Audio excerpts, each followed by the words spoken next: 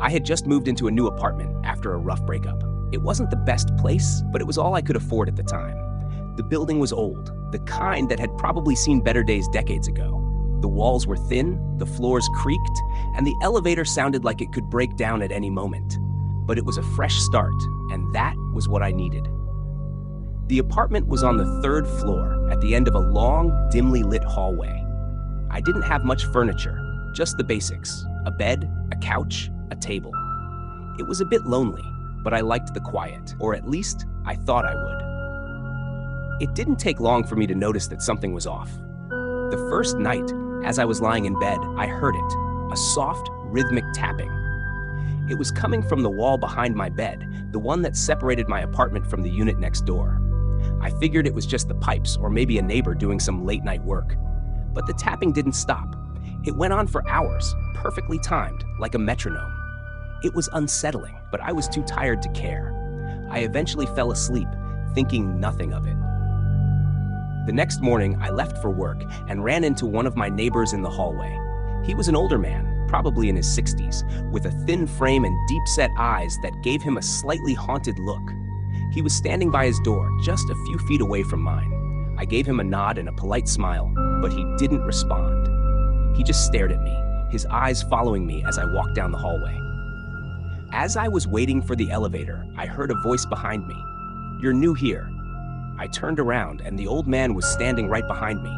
He must have moved without making a sound because I didn't hear him walk up. It caught me off guard, but I managed to smile and said, "Yeah, I just moved in yesterday." He didn't smile back. Instead, he just looked at me with those same unblinking eyes and said, "Be careful who you trust." Then the elevator doors opened, and he walked away without another word. It was a strange interaction, but I brushed it off. Maybe he was just trying to be friendly in his own weird way.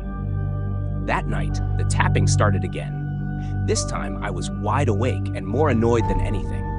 It was the same as before. Rhythmic, constant, like someone tapping their fingers on the other side of the wall.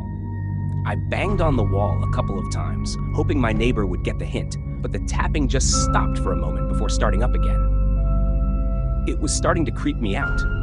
I decided I'd have to talk to my neighbor in the morning. I didn't want to start anything, but I needed my sleep. The next day, I knocked on the door of the apartment next to mine, but there was no answer. I knocked again, harder this time, but still nothing. As I was about to leave, the door across the hall opened, and there was the old man again.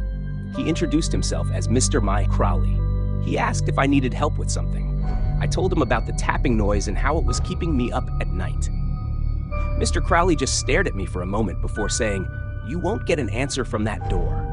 When I asked him what he meant, he just shrugged and said, "People don't stay long in that apartment. They always leave in a hurry."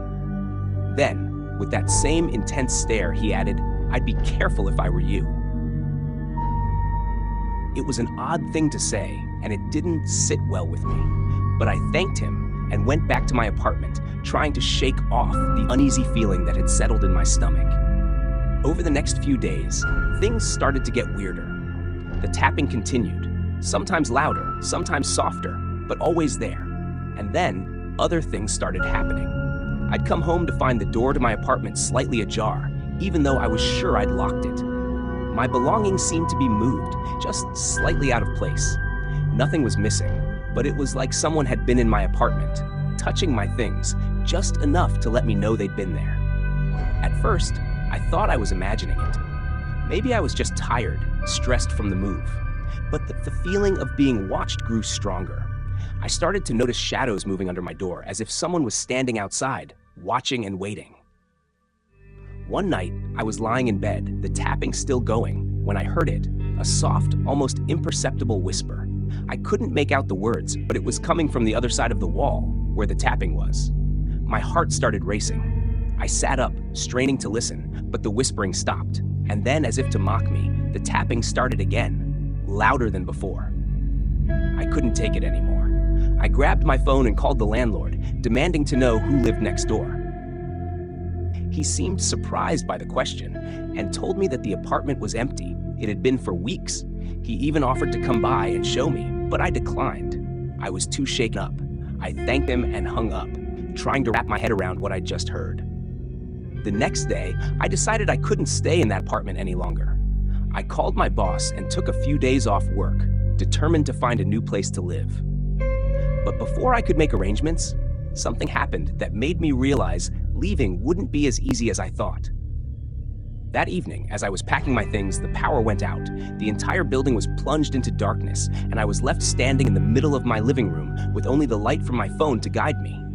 I tried to stay calm, but then I heard it. The tapping, louder than ever, coming from every wall, every direction. And then, just as suddenly as it had started, the tapping stopped. The apartment was deathly quiet, the kind of quiet that makes your ears ring. I was about to grab my keys and leave when I heard it. A voice, clear and unmistakable, whispering my name from right behind me. I froze, my heart pounding in my chest. Slowly, I turned around, the beam of my phone's flashlight shaking in my hand. But there was no one there. The apartment was empty, but the voice came again, this time from the other side of the room. "You can't leave," it whispered. "I won't let you." Panic surged through me. I ran for the door, but before I could reach it, the room plunged into complete darkness, as if the shadows had swallowed the light. I felt a cold, bony hand wrap around my wrist, and then another around my throat, tightening with every second. I struggled, trying to break free, but the grip only tightened, the cold seeping into my skin. Just when I thought I couldn't breathe anymore, the grip loosened, and I stumbled backward, gasping for air. I didn't waste another second. I grabbed my keys, shoved the door open, and ran out of the apartment, down the stairs, and into the night. I didn't stop until I was miles away, safe in the bright lights of a 24-hour diner. I never went back to that apartment. I didn't even bother to collect the rest of my things. I moved to a different city, far away from that building, from whatever had been in that apartment. But even now, years later, I still can't shake the feeling that I'm being watched, that whatever was in that apartment followed me. I've learned to live with it, but every now and then I'll wake up in the middle of the night and I'll hear it, a soft, rhythmic tapping coming from the walls. And I know, deep down, that it's not over, that it's just waiting for the right moment to make itself known again.